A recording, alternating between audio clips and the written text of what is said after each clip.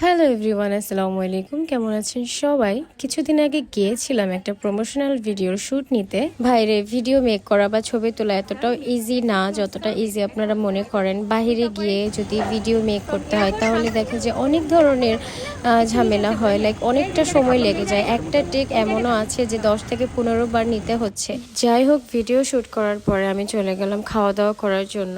আমরা অনেক কিছু অর্ডার করেছিলাম, তাদের স্পেশাল থাই clear soup, wonton, fried rice, তারপর চিকেন ফ্রাই, আরও অনেক কিছু আমরা অর্ডার করেছিলাম। তার মধ্যে আমাদেরকে প্রথমে থাই ক্লিয়ার স্যুপটা এনে দিয়েছে অ্যান্ড অন্থন এনে দিয়েছে। আমার ছোট ভাই সার্ভ করে দিচ্ছিল, বাট ওর সার্ভ আমার পছন্দ হয়নি, কারণ আমি অনেক বেশি মাশরুম পছন্দ করি। আমার মতো কে কে মাশরুম পছন্দ করো কমেন্ট করে জানিও। আমার ছোট ভাই আমাকে বুদ্ধিমানি কাইন্টামানি করে বেশি একটা মাশরুম দেয়নি, দ্যাটস ওয়াই আমি চামচ নিয়ে নিজের হাতে সব মাশরুম বেছে বেছে নিয়েছি। শুনেন, একটা কথা বলি, জীবন জীবনের গতিতে চলে যাবে, সেটাকে আপনি জীবনেও ধরে রাখতে পারবেন না, কারণ ঘড়ির সময়টাকে থামিয়ে রাখা কখনোই সম্ভব না। সুতরাং আপনার জীবনের মূল্যবান সময়গুলো আপনি কিভাবে কাটাবেন সেটা নির্ভর করে একমাত্র আপনার উপরই। চলার পথে সুখ থাকবে, দুঃখ থাকবে, আনন্দ থাকবে, কান্না থাকবে, অনেক কিছুই থাকবে। তাই বলে তো আর চলার পথে থেমে থাকা যাবে না। সময়ের গতিতে জীবনটাকে এগিয়ে নিয়ে যেতে হবে। জীবনের পথটা তো আর পিচ ঢালাই রাস্তার মতো মসৃণ না যে পায়ে চাক্কা লাগে সাঁ করে পুরো পথ বের হয়ে যাবে। লাইফের জার্নিটা আরো বেশি কঠিন আমি মনে করি, কারো কারো জন্য তো অনেক ভয়ঙ্কর হয়ে যায়। আমার নিজস্ব